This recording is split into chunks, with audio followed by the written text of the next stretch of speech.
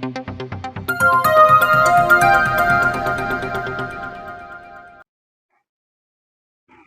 TR నిజం. నేను మీ రమేష్. ఈరోజు మార్నింగ్ న్యూస్ కు స్వాగతం. వివిధ పేపర్లోని ముఖ్యాంశాలు ఒకసారి చూసుకుందాం. ఆంధ్రజ్యోతి, నమస్తే తెలంగాణ, ఈనాడు, సాక్షి అన్ని పేపర్లను ప్రధాన వార్తలుగా ఇచ్చిండ్రు. అది ఒకసారి చూసుకున్నాం. ఎందుకంటే మన హైదరాబాద్ లో జగదాంబ బోనాలు అంగరంగ వైభవంగా జరిగినాయి. ఫస్ట్ బోనాలని తెలంగాణ ప్రభుత్వము కొండ సురేఖమ్మ మంత్రులు ఇట్లా పోయి బోనం సమర్పించారు. ఆ తెలంగాణ ప్రాంతంలో హైదరాబాద్ గోల్కొండలో ఆ బోనాలను రంగ వైభవంగా ఆ విన్యాసాలతోటి తీసుకుపోతా ఉన్నారు. ఆ విజువల్స్ ఒకసారి మనం చూడొచ్చు. ఎంత సంతోషకరంగా ఆ బోనాలు తీసుకుపోతారు అనేది మన కంటికి కట్టినట్లు కనబడతా ఉన్నది. ఎంత సంతోషంగా ఆ డప్పు వాయిద్యాలతోటి పోతరాజుల విన్యాసాలతోటి అంగరంగ వైభవంగా అమ్మవారికి బోనాలు సమర్పించారు. ఇక అందరూ సుఖశాంతులతో వర్ధిల్లాలని చెప్పేసి, ఏ కష్టాలు లేకుండా ఉండాలని చెప్పేసి, వర్షాలు సమృద్ధిగా కురవాలి, రైతులు అందరూ ప్రజలంతా ఆయురారోగ్యాలతో ఉండాలని చెప్పేసి మంత్రులు విషయాలను చెప్పిండ్రు. అట్లాగే ఈటల రాజేందర్ గారు కూడా ప్రజలకు శుభాకాంక్షలు కూడా తెలియజేసిరని చెప్పేసి వార్త వచ్చింది. ఏదేమైనప్పటికీ అమ్మవారి బోనాలు ఆషాఢ మాసం హైదరాబాద్ గోలకొండలో ఎంతో అద్భుతంగా జరిగిందని చెప్పేసి మన కంటికి కట్టినట్లు కనపడతా ఉన్నది. ఎందుకంటే మన తెలంగాణ సంస్కృతి బోనం సంస్కృతి. ఆ బోనాన్ని ఎంతో ఆహ్లాదకరంగా, ఎంతో సంతోషంగా, ఎంతో మంచిగా తీసుకొని వెళ్తా ఉన్నారు. అమ్మవారి కరుణ కటాక్షాలు అందరిపైన ఉండాలని చెప్పేసి టిఆర్ నిజం నుంచి మనస్ఫూర్తిగా కోరుకుంటాను. అది కొంచెం వార్త కూడా చూద్దాం. ఆషాఢ మాసం బోనాల జాతరలో గోల్కొండ శ్రీ జగదాంబ మహంకాళి అమ్మవారు గురువారం తొలి రోజున బోనం పూజ ఘనంగా జరిగింది. బోనాల జాతరకు విఐపీలతో పాటు భక్తులు భారీ సంఖ్యలో తరలి వచ్చారు. బోనాల నిర్వహణ ఉత్సవ కమిటీ మాతృకులకు సప్త బంగారు బోనాలతో జగదాంబ అమ్మవారికి బంగారు బోనం సమర్పించారు. ఉమ్మడి దేవాలయాలు ఊరేగింపుల కమిటీ చైర్మన్ గోపిశెట్టి రాఘవేంద్ర ఆధ్వర్యంలో అక్కడ ఉన్న మాదన్నపేట ఆలయంలో అమ్మవారికి ప్రత్యేక పూజలు నిర్వహించారు. అనంతరం ఊరేగింపుగా గోల్కొండ కోటకు బయలుదేరారు. కార్యక్రమంలోని అందరూ పాల్గొన్నారు అని చెప్పేసి ఆ వార్త ఇచ్చిండ్రు. అది బీసీ కమిషనర్ గొనిశెట్టి నిరంజన్, గాజుల అంజయ్య, రాజేష్ తివారీ పటేల్, సదానందం యాదవ్, జనగామ మధుసూదన్ గారు అదురదులు పాల్గొన్నారు అని చెప్పేసి ఇచ్చిన విజువల్స్ కూడా మనకు కంటికి కట్టినట్లు కనబడుతుంది. ఎంతో ఆహ్లాదకరంగా, ఎంతో సంతోషంగా ప్రజలందరూ సుఖ సంతోషాలతో ఉండాలని చెప్పేసి మరొకసారి ఆ జగదాంబ కరుణా కటాక్షాలు అందరిపైన ఉండాలని చెప్పేసి టిఆర్ నిజం నుంచి కోరుకుంటా ఉన్నాం. ఇది మా యొక్క ఛానల్ను సబ్స్క్రైబ్ చేయని వాళ్ళు చేయండి, లైక్ చేయండి, షేర్ చేయండి. ఎందుకంటే ఎక్కువ మందికి పోవాలన్న ఉద్దేశంతో మీరు మీ వంతు సహకారం మాకు అందియాలని చెప్పేసి టిఆర్ నిజం నుంచి కోరుకుంటాను. ఇక ఇంకోటి, నేను హైదరాబాద్ వేదికగా మన ముఖ్యమంత్రి గారు ఒక కార్యక్రమం ఏర్పాటు చేసి అందులో భాగంగా రేవంత్ రెడ్డి గారు, రామ్ చరణ్, మన విజయ్ దేవరకొండ వీళ్ళకి సంబంధించి అక్కడ మీటింగ్ లో కూడా పాల్గొన్నారు. ఈ ప్రధాన వార్తగా అన్నిట్లలో ఇచ్చిండో చూద్దాం. డ్రగ్స్ పట్టుబడితే విద్యా సంస్థలపైన కేసులు, స్కూళ్లు కళాశాల దగ్గర గంజాయి చాక్లెట్ల సంస్కృతి ఏంటిది? చదువు చెప్పడంతోనే యాజమాన్యాల బాధ్యత తీరిపోదు, పిల్లలలో వ్యసనాలు కనిపెట్టాలి, ఎవరైనా మాదక ద్రవ్యాలతో రాష్ట్రంలోకి రావాలంటే భయపడాలి. అంతర్జాతీయ డ్రగ్స్ వ్యతిరేక దినోత్సవం కార్యక్రమం ముఖ్యమంత్రి రేవంత్ రెడ్డి అని చెప్పి, ఎందుకంటే అంతర్జాతీయంగా డ్రగ్స్ నిర్మూలించాలని చెప్పేసి అందులో భాగంగానే మన తెలంగాణలో ఇప్పుడు ఎక్కడ జరుగుతాయి ఎక్కువ మొత్తంలో అంటే కళాశాలలు ఉన్న కాడ, పెద్ద విద్యా సంస్థలు ఉన్న కాడ ఈ డ్రగ్స్ అనేది అక్కడ చేస్తూ ఉన్నది. కాకపోతే వీళ్ళని కూడా గుర్తించాలి, ఎవరు అమ్ముతా ఉన్నారు, ఏమేం చేస్తున్నారో అక్కడ ఉన్నటువంటి కళాశాలలు కానీ సంబంధించినటువంటి యాజమాన్యాలు కానీ చూడాలి. చూడకపోతే ఉపేక్షించేది ఉండదు, వాళ్ళపైన కూడా కేసులు పెట్టేటువంటి ఆస్కారం ఉన్నదని చెప్పి చెప్తాం. ఇదైతే మంచి ఆలోచన. ఎందుకంటే ఈ డబ్బులే కొలమానం కాదు కదా. ఈ స్కూళ్ళల్లో, అక్కడ కాలేజీలలో, విద్యా సంస్థలలో ఈ డబ్బులే కొలమానం కాదు. వాళ్ళకు మంచి నడవడిక నేర్పడానికే చదువుకోవడం అని చెప్పేసి అంటారు. కానీ కాలక్రమేణా ఇలాంటి అన్ని కార్పొరేట్ సిస్టమ్స్ అంతా డబ్బులకి అలవాటు పోయి మాకు ఫీజులు ఇస్తారా మేము బడి చెప్పినామా, కానీ మిగతా వాళ్ళ కటింగ్ ఏమైంది, వాళ్ళ బట్టలు ఏ విధంగా చేసుకుంటా ఉన్నారు అనే సంస్కృతి లేకుండా పోతాను. గతంలో ఇంతకుముందు 2000 సంవత్సరానికి పూర్వం అంటే 2000 సంవత్సరానికి పూర్వం ఎట్లుండంటే ఆ మంచి మంచి కటింగ్ చేసుకోవాలి, మంచిగా నెత్తికి నూనె పెట్టుకోవాలి, మంచిగా ఉతికిన బట్టలు కట్టుకోవాలి అని చెప్పేసి టీచర్స్ నేర్పుతా ఉండేది.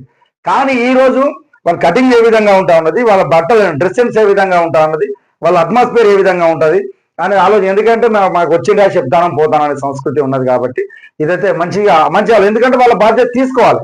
వాళ్ళ బాధ్యత తీసుకున్నప్పుడే సక్రమంగా జరుగుతుంటే నువ్వు ఇట్లా చేస్తే మంచిగా ఉండదురా బాబు అని చెప్పేసి దండించే సంస్కృతి కూడా ఆ రోజులలో ఉండే. కానీ కాలక్రమేణా తగ్గిపోతా ఉన్నది కాబట్టి వాళ్ళ బాధ్యత తీసుకోవాల్సిన అవసరం. ఇంకోటి ఏంటంటే ఈ స్కూళ్ళ దగ్గర చాక్లెట్ రూపంలో డ్రగ్స్ అనేది చేస్తారని చెప్పేసి అంటే ఇలాంటివి జరిగితే మాత్రం కూడా పోలీస్ శాఖకు ఇంటిమేషన్ ఇవ్వాలని చెప్పి చెప్తా ఉన్నాడు. అయితే మంచి ఆలోచన, అప్రిషియేట్ సార్ ఇది. సో రాబోయే రోజులలో కళాశాల యాజమాన్య ప్రాంగణాల్లో మాదక ద్రవ్యాలు ఏమన్నా పట్టుబడితే యాజమాన్యాల మీద కేసులు పెడతామని చెప్పేసి ముఖ్యమంత్రి రేవంత్ రెడ్డి గారు ఆదేశించారు. ఫీజులు వసూలు చేయడం తప్ప పిల్లల బాధ్యత తమది కాదని విద్యా సంస్థలు భావిస్తే కుదరదని స్పష్టం చేసిందని చెప్పేసి అంటున్నాడు. కిరాణా దుకాణాల్లో గంజాయి చాక్లెట్లు విక్రయించే సంస్కృతి కనిపిస్తుందా? ఇలాంటి వాతావరణం ఉంటే విద్యార్థులు వెంటనే పోలీసు శాఖకు సమాచారం అందియాలని చెప్పేసి చెప్తా ఉన్నాడు.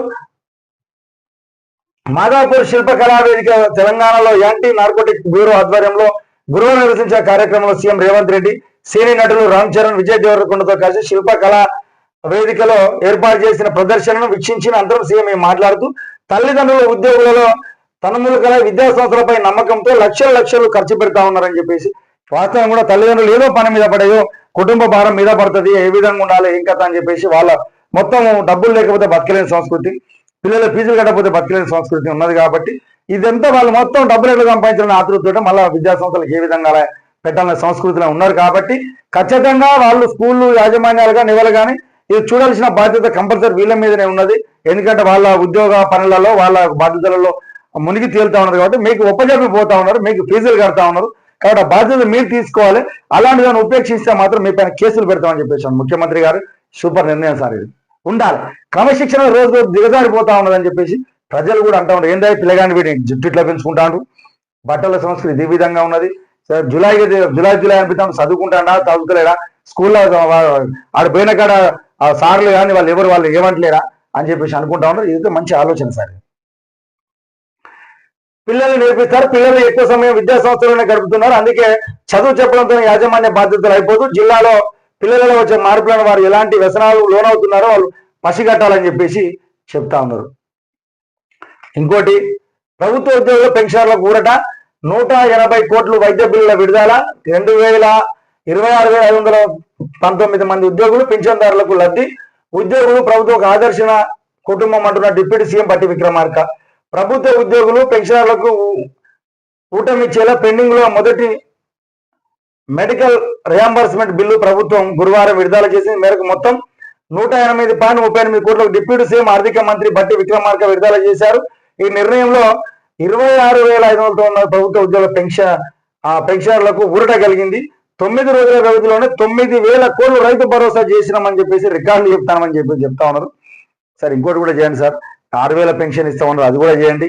ఇంకా వృద్ధులకు, వితంతువులకు, ఒంటరి మహిళలకు 4,000 పెన్షన్ ఇస్తాం, అది కూడా చేయాలని చెప్పేసి టీఆర్ నిజం నుంచి మిమ్మల్ని కోరుకుంటాను సార్. ఇంకోటి ఏంటంటే ఇండ్లు మంజూరు చేయడంలో కూడా చాలా మంది ఇబ్బందులు పడతా ఉన్నారు. వాళ్ళకు కూడా ఇంతకుముందు గతంలో ఇల్లుతో పాటు ఇల్లు మంజూరు అయిందంటే వాళ్ళకు విడతల వారిగా సిమెంటు, ఇంకో డబ్బులు అట్లా. ఇది ఇప్పుడు మీకు ఖచ్చితంగా ఇది కడితేనే ఇస్తామని చెప్పేసి అంటారు. మళ్ళీ అప్పు తెవడానికి పోతా ఉన్నాడు, అప్పు తెచ్చి మళ్ళీ మీరు బిల్లు వచ్చారు అక్కడ పెట్టాలి, మళ్ళీ ఈ వడ్డీ కూడా పెరుగుతూ ఉంటుంది. కాబట్టి అలాంటి వాటిని కూడా పునరాలోచన చేసి వాళ్ళకి ఏ విధంగా అయితే న్యాయం జరుగుతుంది, వాళ్ళ ఆర్థిక భారం వాళ్ళ మీద పడకుండా ఉండాలంటే ఏం చేయాలి అనేది ఆలోచన చేయాలని చెప్పేసి టీఆర్ నిజం నుంచి ప్రభుత్వానికి చిన్న విన్నపాన్ని తెలియజేస్తాను సార్. ఇంకోటి, రైతులకు బహుమతిగా పసుపు బోర్డు 29న అమిత్ షా చేతుల మీదుగా ప్రారంభం, కేంద్ర మంత్రి కిషన్ రెడ్డి. పశువు రైతుల జీవితంలో వెలునింపే ఉద్దేశంతో కేంద్ర ప్రభుత్వం నిజామాబాద్ లో జాతీయ పశువు బోర్డు ఏర్పాటు చేస్తుందని కేంద్ర బొగ్గు గనుల శాఖ మంత్రి కిషన్ రెడ్డి తెలిపిండు. అది వాళ్ళకి రైతులకు బహుమతిగా ఇస్తాను. గతంలోనే టీఆర్ఎస్ ప్రభుత్వం అధికారంలో ఉన్నప్పుడు, అప్పుడున్నటువంటి బీజేపీ కేంద్రంలో బీజేపీ ఉన్నప్పుడు అక్కడ ఎంపీఏ గెలిచినప్పుడే వాళ్ళ వాగ్దానం ఇచ్చిండు. కానీ ఇప్పుడు దాన్ని అమిత్ షా చేతుల మీదుగా ప్రారంభోత్సవం జరుపుకోవడానికి సిద్ధంగా ఉన్నది, రైతులకు కానుకగా ఇస్తామని చెప్పేసి అంటారు. ఇది శుభ పరిణామంగా చేయాలి. ఎందుకంటే ఆ నిజామాబాద్ ఏరియాలో ఎక్కువ మంది పసుపు రైతులు ఉన్నారు కాబట్టి వాళ్ళ రైతులను దృష్టిలో పెట్టుకుని చేయడం అయితే మాత్రం అప్రిషియేట్ సార్ అది. ఇక డేంజర్ జోన్ లో జూరాల సొంత జిల్లా ప్రాజెక్టు పట్టింపు లేని సీఎం రేవంత్. బీఆర్ఎస్ ప్రభుత్వం నాటి నిధులతోనే మరమ్మతులు. 19 నెలలైన అదనంగా పైసా మిదల్చిన ప్రభుత్వం 8 కోట్ల పాత బకాయిలతోటి 1 కోటి మాత్రమే చెల్లింపు. ప్రమాదం లేదంటే అధికారులు బకాయింపు. కాళేశ్వరంపై కాంగ్రెస్ నాయకుల కారుకూతలు. జూరాల దెబ్బతింటున్న నోరు మెదపని వైనం. ప్రాజెక్టు పరిశీలించిన బీఆర్ఎస్ నేతల బృందం. అక్కడికి మళ్ళా ఇది జూరాల ఇది డేంజర్ జోన్ లో ఉన్నదని చెప్పేసి అంటా ఉన్నదో చూడాలి. కాంగ్రెస్ నిర్లక్ష్యం వల్లనే జూరాల శాపంగా మారుతా ఉన్న డేంజర్ జోన్ లో పడతాం. దానిపై దృష్టి చేయాలి. అది కాంగ్రెస్ నాయకులు శాపంగానే ఉంటుంది. ఎందుకంటే ప్రతిసారి దాన్ని ఎక్కడ ఈ ప్రాజెక్ట్ ఏ విధంగా ఉన్నదని అబ్జర్వేషన్ చేయకపోతే అది ప్రమాదంలో పడే అవకాశం ఉన్నదని చెప్పేసి మన కేటీఆర్ గారు చెప్తా ఉన్నాడు. స్థానిక సమరం కాంగ్రెస్ కలవరం. సొంత సర్వేతో నెగిటివ్ రిపోర్టులు కంగుతున్న కాంగ్రెస్. నియోజకవర్గాలకు దూరంగా 40% మంది ఎమ్మెల్యేలు, 5 మంత్రులు, 32 మంది ఎమ్మెల్యేలపై వ్యతిరేకత. 70% నియోజకవర్గ నేతల మధ్య వర్గ విభేదాలు. ప్రభుత్వ అసమర్థత బయటపెట్టిన కేటీఆర్, హరీష్ రావు. ఈ స్థితిలో ఎన్నికలు ఎదుర్కోవడం కష్టం, పార్టీకి నష్టమే. మీనాక్షి సమీక్షలు, వ్యూహాత్మక నిర్ణయాలు. ఐబీఆర్ సర్వేలో తేలింది. అందుకే ఎన్నికల బాధ్యతలు దూరంగా సీఎం రేవంత్ రెడ్డి అని చెప్పేసి అంటాడు. వాళ్ళు అంటారు ఎన్నికలు ఎప్పుడు వచ్చినా కూడా మేము గెలవడానికి సిద్ధంగా ఉన్నామని చెప్పేసి ఆ పార్టీ అధ్యక్షుడు మహేష్ గౌడ్ గారు నిన్న చెప్పిండు. మరి వాళ్ళు భయపడతారని వీళ్ళు అంటారు. ప్రజల వ్యతిరేకత ఏ విధంగా ఉన్నది, ఎట్లున్నది అనేది అబ్జర్వేషన్ చేస్తే వ్యతిరేకత ఉన్నట్టు కనిపిస్తా ఉన్నది. కాకపోతే రేవంత్ రెడ్డి గారు బీసీ డిక్లరేషన్ కులగణన చేసిండు, ఎస్సీ రిజర్వేషన్ అమలు చేసిండు, వాళ్ళ వర్గీకరణ చేసిండు, ఉచిత బస్సు ఇచ్చిండు, ఏకకాలం రుణమాఫీ అని చెప్పేసి అంటాడు. కొన్ని సక్రమంగా నిర్వర్తిస్తానని చెప్పేసి అంటారు. కానీ చెప్పడంలో మాత్రం కాంగ్రెస్ విఫలమవుతుందని చెప్పేసి అక్కడ స్థానిక నాయకులు చెప్తా ఉన్నారు. ఈ చెప్పకపోతే మాత్రం ప్రమాదంపై ఆస్కారమే ఉంటుంది. ఎందుకంటే మీరు చేసే పనులు చెప్పేటువంటి నాయకులు అక్కడ లేనప్పుడు ఉపయోగం లేకుండా ఉంటుంది. ఎందుకంటే కొద్దిమంది నాయకుల వల్ల చెడ్డ పేరు వస్తుంది కాంగ్రెస్ పార్టీకి. ఎందుకంటే ఈ రోజు ఇండ్ల కేటాయింపులలో ఇండ్ల మంజూరు విషయంలో చాలా మంది ఇందిరమ్మ కమిటీల వాళ్ళకు మాత్రమే వాళ్ళ బంధువులకు వాళ్ళకే చూసుకున్నారు. మరి ఇందిరమ్మ కమిటీలు లేని వాళ్ళ పరిస్థితి ఏంటి కాదా? ప్రతి ఒక్కరు ఇందిరమ్మ కమిటీలో ఉంటారా? ప్రతి ఒక్కరు అధికారంలోనే ఉంటారా? మరి వాళ్ళు లేని వాళ్ళ గురించి చూడాలి కదా. ఈ రోజు మీరు ఇందిరమ్మ కమిటీలో వచ్చినంత మాత్రాల మీరు పెద్ద రాజకీయ నాయకులేం కాదు కదా, పెద్ద మేధావులేం కాదు కదా. అట్లాంటి వాళ్ళ వల్ల వాళ్ళ కాంగ్రెస్ పార్టీకి నష్టం జరిగే ప్రమాదం ఉన్నది. కాబట్టి అక్కడ ఉన్నటువంటి మండల మేజర్ నాయకులు కానీ, మండల పార్టీ అధ్యక్షులు కానీ, అక్కడ స్థానిక ఎమ్మెల్యేలు కానీ దృష్టి పెట్టాల్సిన అవసరం ఉన్నది సార్. ఎందుకంటే వీళ్ళ వల్ల కూడా కొంచెం చెడ్డ పేరు వచ్చే ప్రమాదం కాంగ్రెస్ పార్టీకి జరుగుతూ ఉన్నది. కాబట్టి దీనిపైన స్థానిక ఎమ్మెల్యేలు గారు కూడా దృష్టి పెట్టాలని చెప్పేసి టీఆర్ నిజం నుంచి అనుకుంటాను సార్. ఇక ఇంకో వార్త మనం చూడాలి. నిన్న పట్టాల పైన ఒక అమ్మాయి 7 కిలోమీటర్ల దూరం ప్రయాణం చేస్తాను. నిన్న మొత్తం వీరం పోతాను. ఏందమ్మా నాయన ఇదమ్మా ఇట్లా పోతాను ఏంది, అది ఏమైనా కొత్తగా తయారు చేసిరా అనుకున్నాం. నిన్న చూసిన తర్వాత ఆ అమ్మాయి పట్టాల మీదకి వెళ్ళి పోతా ఉన్నది. 7 కిలోమీటర్ల దూరం పోతా ఉన్నదట. పాపం ఆమె మానసికంగా కొంచెం ఇబ్బందులకు గురవుతుందని చెప్పేసి అటు భర్తను వదిలిపెట్టి ఇటు ఉద్యోగం పోయి తల్లిదండ్రులకు భారం అవుతానని చెప్పేసి మనోవేదనకు గురై ఆమె అట్లా పోయినా అని చెప్పేసి చెప్తా ఉన్నది. తను బలవంతంగా మనం వాళ్ళకి వెళ్ళి బయటకు గుంజిండ్రు. తీసుకుపోయి మన పిచ్చి హాస్పిటల్కి మానసిక వాళ్ళు బాగలేదని చెప్పేసి అక్కడ పంపించారని చెప్పేసి అంటారు. ఇది ఈ రోజు వార్తలు. అదే మరిన్ని వార్తలతో మళ్ళీ మేము ముందుకు వస్తాం.